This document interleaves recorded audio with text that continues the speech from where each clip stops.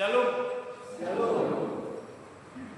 Bapak Ibu, saudara-saudari yang diberkati oleh Tuhan kita Yesus Kristus, hari ini dalam ibadah kita boleh memperingati pendewasaan gereja kita di KI Sumut Gunung Sinabung yang ke-65 tahun. Sekilas Bapak Ibu untuk menentukan kapan gereja itu boleh bertambah usia dalam kacamata sejarah gereja itu dibagi menjadi 3 hal yang boleh dikerjakan. Yang pertama itu dihitung dari kapan Injil pertama kali diberitakan kepada gereja itu. Yang kedua, dihitung sejak pertama sekali gereja tersebut menjadi gereja yang mandiri, atau kita kenal dengan bahasa gereja yang dewasa. Lalu yang ketiga, kalau tidak didapat tanggal kapan Injil itu datang, bulannya dan tahunnya, dipilih opsi kedua. Kalau dapat tanggal, bulan, tahun pendewasaan, opsi kedua lagi. Tapi kalau tidak dapat tanggal, bulan, tahun kapan Injil datang, kapan didewasakan, maka opsi 3 lah yang dipakai. Majelis jemaat lah, atau pengurus gereja, pemimpin gereja yang menentukan kapan lahirnya gereja tersebut. Tetapi kita memakai opsi yang kedua, Bapak Ibu, di mana pada tanggal 16 Juli 1961 gereja kita menjadi gereja yang boleh mandiri di dalam pelayanan jemaat. Oleh sebab itu Bapak Ibu Saudara, hari ini kita boleh memperingati 65 tahun pendewasaan gereja kita. 65 tahun adalah waktu yang panjang. Cukup panjang untuk melihat beberapa generasi lahir, bertumbuh, melayani, dan mewariskan iman kepada generasi-generasi berikutnya. Jadi kalau ibaratkan sebuah pohon yang sudah ditanam 65 tahun yang lalu, bukan lagi seperti bibit yang kecil. Ia sudah berakar dalam, bercabang luas, dan telah melalui banyak musim. Musim kering, musim hujan, bahkan mungkin musim badai. Tetapi Bapak Ibu, dari 65 tahun perjalanan panjang yang sudah kita lalui bersama, terlebih lagi gereja ini Bapak Ibu, hari ini kita akan merenungkan sebuah perumpamaan yang cocok untuk dikaitkan dengan perjalanan kita dalam teks ini, yaitu perumpamaan Tuhan Yesus tentang gandum dan laut. Sebab Bapak Ibu Saudara, di dalam ladang kehidupan kita, termasuk ladang gereja kita yang sudah 65 tahun ini, yang baik dan yang tidak baik itu sering tumbuh berdampingan di tanah yang sama, disiram hujan yang sama, disinari matahari yang sama selama puluhan tahun. Tetapi pertanyaannya Bapak Ibu Saudara, dalam teks ini, dalam kehidupan kita pada saat ini, bukanlah kenapa ada lalang di ladang kita. Bukan itu yang harus dipertanyakan. Tapi yang harus menjadi pertanyaan kita Bapak Ibu Saudara dalam hati kita masing-masing adalah bagaimana kita dan generasi yang datang terus hidup sebagai gandum di tengah ladang yang belum sempurna sampai musim tuai tiba. Kalau kita perhatikan Bapak Ibu dalam ayat 24 sampai ayat 30, di sini Yesus bercerita tentang seorang menabur benih baik di ladangnya. Tapi pada malam hari Bapak Ibu, ketika semua orang lagi nyenyak-nyenyaknya tidur, musuh datang menaburkan benih lalang di antara gandum itu, lalu pergi. Kalau kita perhatikan Bapak Ibu Saudara, apa yang dikatakan dalam teks ini bukanlah kejadian yang aneh Bapak Ibu Saudara. Tetapi ini adalah sebuah kejadian yang sangat manusiawi. Kenapa saya katakan demikian Bapak Ibu? Karena kalau kita berefleksi lagi, Di tengah-tengah pendewasaan ke-65 tahun ini Bapak Ibu Saudara, dalam perjalanan jemaat kita punya cukup banyak contoh untuk mengenalinya. Bagaimana seorang menabur benih yang baik, tetapi juga ada yang menabur benih lalat. Contoh, di dalam keluarga kita masing-masing, di tengah-tengah jemaat ini Bapak Ibu Saudara, tentu kita melihat bagaimana generasi-generasi, ada anak yang taat, ada juga anak yang memberontak. Di tempat kerja kita masing-masing juga Bapak Ibu Saudara, kita temui, kita dapati teman-teman sekerja kita yang menghalalkan segala cara supaya sukses. Tapi ada juga yang kita temui, orang yang benar-benar jujur di dalam melakukan pekerjaan. Di tengah gereja kita sendiri juga Bapak Ibu Saudara, selama 65 tahun kita boleh dewasa, tentu pasti ada yang pernah melayani dengan tulus, dan juga ada yang datang melayani dengan motif yang baik. Bahkan juga di dalam hati kita masing-masing Bapak Ibu Saudara, gandum dan lalang ini bisa tumbuh berdampingan. Artinya ada niat baik, tapi juga ada iri hati. Ada kasih Bapak Ibu, tapi juga ada kepahitan yang belum kita bereskan. Oleh sebab itu para hamba dalam perumpamaan ini Bapak Ibu ingin cepat-cepat, ingin sesegera mungkin mencabut lalang-lalang yang ada di tengah gandum tanah yang baik itu Bapak Ibu. Terkadang juga dalam kehidupan kita juga sama seperti para hamba-hamba ini. Kita ingin cepat-cepat membersihkan lalang itu dari hidup kita Bapak Ibu. Seperti memutus hubungan dengan orang yang mungkin menyakiti kita, menghakimi siapa yang layak dan yang tidak layak, dan ingin segera menyingkirkan siapa yang tidak kita anggap sepadan dengan kita. Itulah yang dikatakan dalam ayat 29 ini Bapak Ibu Saudara, di mana dalam ayat 29 firman Tuhan berkata, tetapi dia berkata, jangan, sebab mungkin gandum itu tercabut pada waktu kamu mencabut lalang itu. Tuhan mengatakan, jangan dicabut lalang itu. Jangan cepat-cepat disingkirkan lalang itu. Ini kalau kita boleh artikan secara telit, Bapak Ibu. Oh, berarti Tuhan membiarkan kejahatan itu boleh terus berdampingan ya dengan hal-hal yang baik. Bukan Bapak Ibu. Bukan berarti Tuhan mengajarkan kita untuk tidak peduli dengan kejahatan. Bukan berarti Tuhan mengizinkan kita untuk membiarkan kejahatan itu tetap terus terjadi di dalam kehidupan. Bukan. Tetapi di sini Tuhan sedang mengajarkan yang namanya kesabaran ilahi, Bapak. Apa itu? Yaitu bisa kita gambarkan sebagai kesabaran yang sama yang telah menopang jemaat ini selama 65 tahun.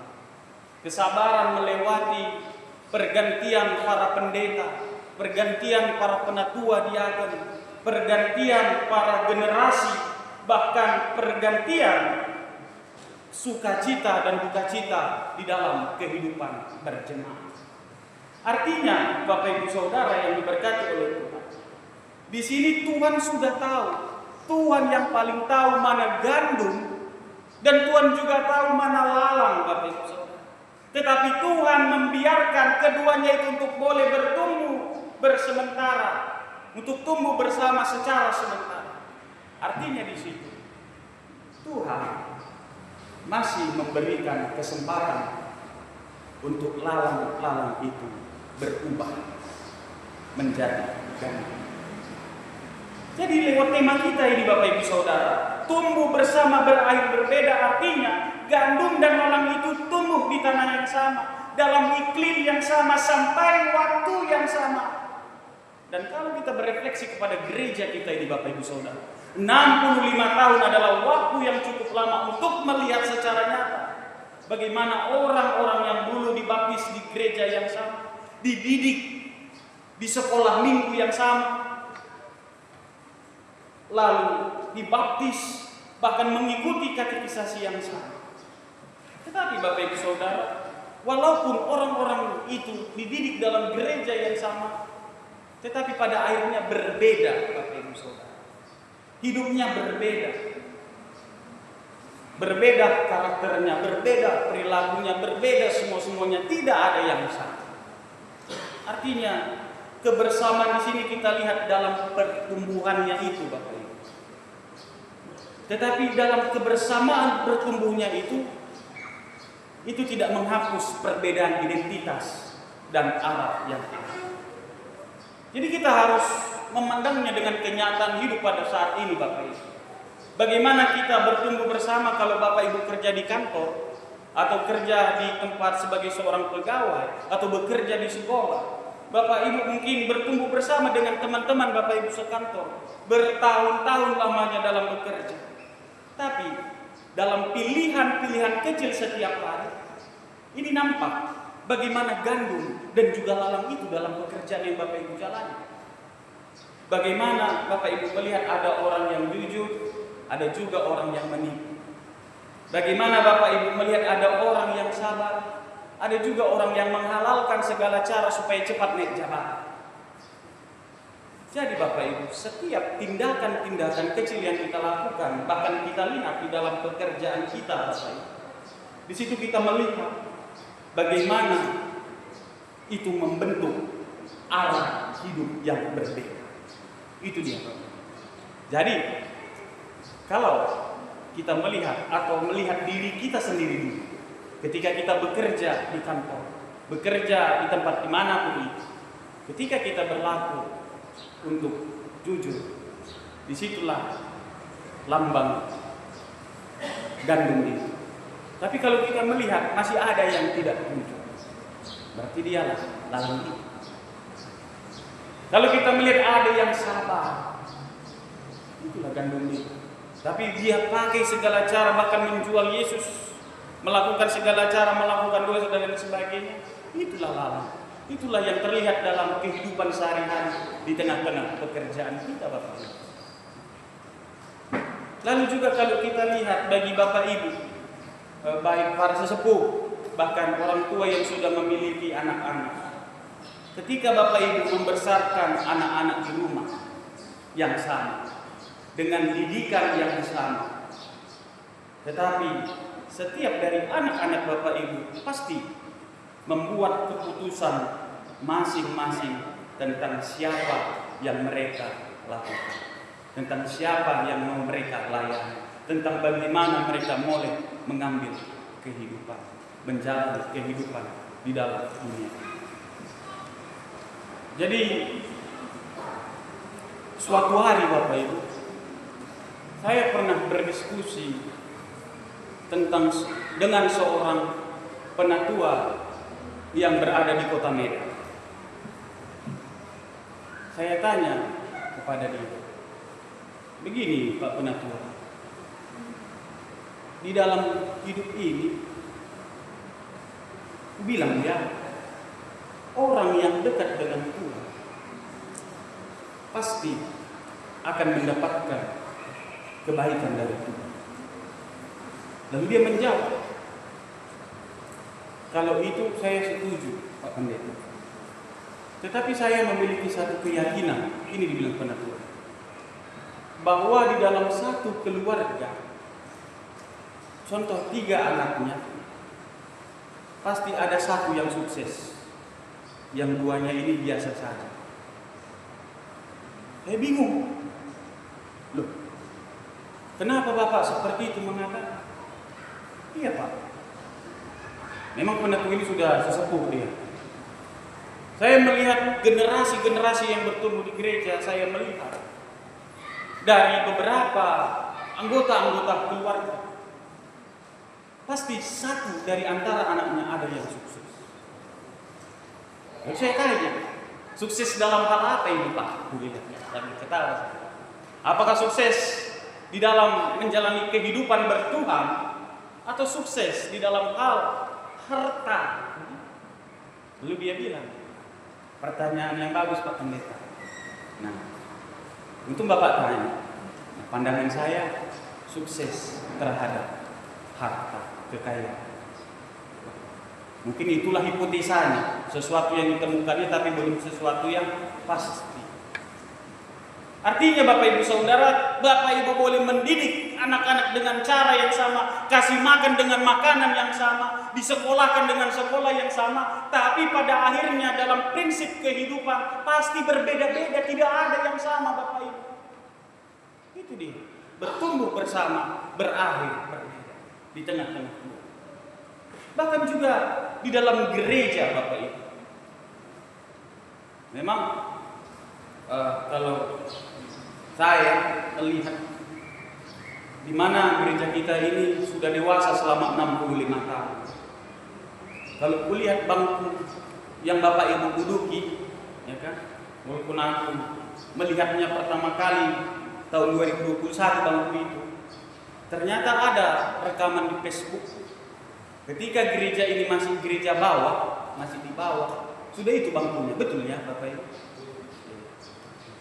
Artinya, selama 65 tahun Bapak Ibu boleh duduk di bangku yang sama, menyanyikan pujian yang sama, bahkan mungkin generasi kakek nenek dan cucu duduk di ruangan yang sama.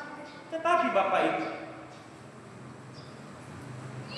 yang menentukan kita gandum ataupun lalang bukan di mana kita duduk atau berapa lama kita menjadi anggota jemaat, tetapi di mana akar hati kita tertanam dan kepada siapa kita berbuah. Disitulah terlihat antara gandum dan juga lalang ini tadi. Makanya itu Yesus di sini dia menafsirkan, dia menjelaskan dengan pemahamannya sendiri tentang gandum dan lalang ini di dalam ayat 37 sampai 39 ini Bapak Ibu. Bagaimana penabur benih baik itu adalah anak manusia, ladang itu adalah dunia, benih baik itu adalah anak-anak kerajaan, dan lalang adalah anak-anak si jahat. Dan musuh yang menaburkan lalang itu adalah iblis. Dan waktu menuai itu adalah akhir zaman. Artinya di sini mau diingatkan kepada kita Bapak Ibu Saudara bahwa kita, saya dan juga Bapak Ibu semua tidak dipanggil untuk boleh menjadi hakim atas ladang. Tidak Bapak Ibu. Kita dipanggil bukan untuk menjadi hakim atas ladang. Kau berdosa, kau salah, kau begini, kau seperti ini, kamu seperti ini.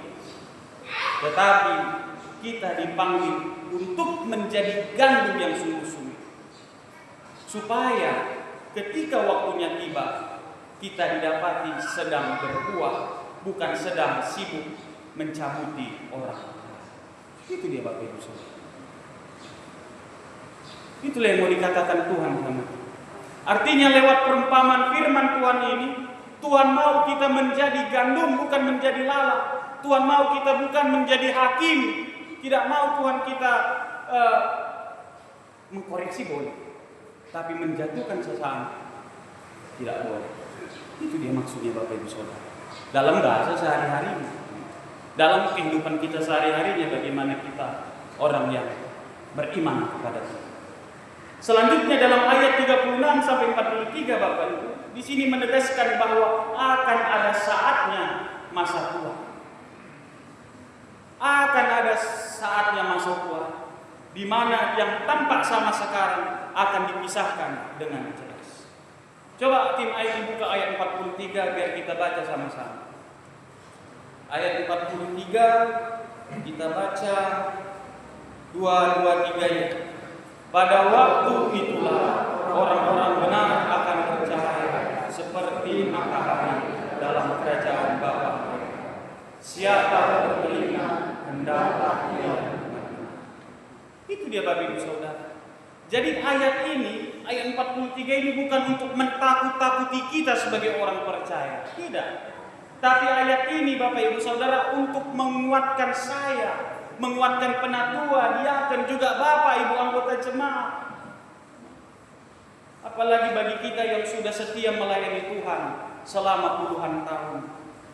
Sebab kadang Bapak Ibu dalam kehidupan kita sehari-hari, terkadang kita lelah menjadi gandum di ladang yang penuh lalang. Artinya kita lelah berkata jujur, padahal orang yang curang cepat kali kaya. Terkadang juga kita lelah melayani, padahal orang yang bermalas-malasan lebih sukses daripada yang melayani.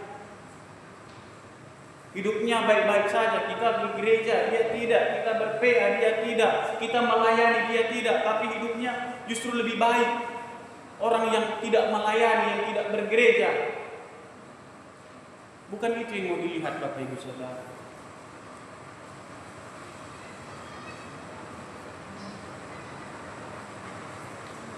Bukan itu yang mau dilihat. Pengabdian Bapak Ibu di gereja ini selama puluhan tahun. Bagaimana Bapak Ibu boleh ber-PA, boleh menjadi tuan rumah PA, boleh beribadah, boleh menjadi pengurus komisi, boleh menjadi anggota majelis, boleh menjadi pendeta, penatua, diaken. Itu semua bukan sia-sia dilakukan. Tapi Tuhan menegaskan semuanya itu ada gunanya. Kapan? Inilah dia. Bahwasannya tuaian itu pasti datang Bapak Ibu. Musim panen itu pasti terjadi. Yang penting bukan bagaimana ladang itu terlihat hari ini.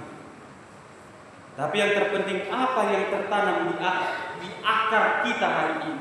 Dan apa yang kita wariskan kepada generasi berikutnya. Jadi Bapak Ibu Saudara, tidak ada yang sia-sia ketika kita melayani Tuhan. Tidak ada yang sia-sia ketika kita setia di dalam Tuhan. Karena pada akhirnya Tuhanlah yang Maha tahu itu yang akan melihat dan menilai. Dan pada akhirnya ladang akan dikumpulkan ke dalam berkas, akan dibakar. Tetapi gandum yang baik itu akan dikumpulkan oleh Tuhan bersama dengan dia. Tapi Pak Pendeta, ada yang mengatakan dalam pemahaman teologi, keselamatan itu kan anugerah Tuhan. Benar Bapak. Keselamatan itu memang anugerah Tuhan, diberikan kepada Tuhan, kepada semua orang. Tapi itu berlaku bagi orang yang mengaku percaya di dalam hidup. Dan orang yang percaya Bapak Ibu, dia tidak akan tinggal diam. Tapi orang yang percaya akan bertumbuh dan menghasilkan buah. Jadi di usia kita sebagai jemaat Tuhan ke-65 tahun ini, GKI Sumut Gunung Sinabung itu boleh saya ibaratkan Bapak Ibu sebagai ladang yang telah melewati banyak musim tanam dan musim tuai. Perjalanan 65 tahun jemaat ini, saya nggak tahu ya Bapak Ibu sebelum-sebelumnya. Tapi saya yakin setiap gereja itu ibaratkan kapal di tengah badai. Pasti ada gejolak, pasti ada tantangan, dan pasti juga ada luka. Pergantian zaman, pergumulan pelayanan. Tetapi biarkanlah semua yang telah berlalu itu Bapak Ibu, pergumulan yang berlalu itu menjadi pupuk yang menyuburkan iman kita, bukan yang menghancurkan kita, dan menjadi warisan iman yang menyuburkan bagi generasi berikutnya. Artinya lewat tema kita ini, tumbuh bersama berakhir berbeda Bapak Ibu, kita akan terus bertumbuh bersama lintas generasi dengan tetangga yang berbeda iman, dengan rekan pelayanan yang tidak sempurna, bahkan dengan diri kita sendiri yang masih bergumul antara gandum dan lalang dalam hati. Tapi mari kita pastikan Bapak Ibu, bahwa apa yang tertanam di akar kita, apa yang kita wariskan selama 65 tahun ini adalah benih baik dari Sang Penabur. Apa benih baik itu? Kasih, kejujuran, kesetiaan, dan pengampunan. Sebab pada akhirnya Bapak Ibu, ladang yang sama, waktu yang sama, hujan yang sama tidak menjamin akhir yang sama. Yang menentukan akhir kita adalah apa yang kita biarkan bertumbuh dalam hati kita. Kalau kita biarkan tumbuh dalam hati kita pengampunan, indah, bukan Bapak Ibu? Tapi kalau yang kita biarkan dalam hati kita yang tumbuh itu kepahitan, kacau kita. Kalau yang kita biarkan tumbuh dalam hati kita, ketulusan dalam melayani, indah kan Bapak Ibu? Tapi kalau yang kita tanam dalam hati kita adalah tuntutan dan yang sebagainya, kacau. Oleh sebab itu, Bapak Ibu Saudara, biarkanlah kebaikan-kebaikan Tuhan, apa yang Tuhan mau, kasih, kejujuran, kesetiaan, pengampunan, itulah yang boleh bertumbuh dalam hati kita hari demi hari. Kiranya kita boleh menjadi jemaat yang benar-benar dewasa, bukan hanya secara fisik gedung bangunan, tapi menjadi dewasa secara iman. Bagaimana kita boleh belajar mengerjakan kasih yang kudus, bagaimana kita boleh mengerjakan kejujuran dalam setiap aspek kehidupan, bahkan juga kesetiaan, baik suka, baik duka, baik penuh rintangan, baik jalan yang lurus, tetap setia kepada Tuhan. Dan yang terpenting adalah bagaimana kita boleh saling mengampuni di dalam menjalani kehidupan ini. Selamat ulang tahun yang ke-65 tahun untuk kita GKI Sumut Gunung Sinabung. Kiranya kita terus menjadi ladang yang subur bagi benih baik Tuhan, tumbuh bersama lintas generasi dalam kasih, dan pada akhirnya kita boleh bercahaya seperti matahari dalam kerajaan Bapa kita. Mari kita sampaikan ke kiri kanan kita, selamat ulang tahun untuk kita. Tuhan memberkati kita berdoa.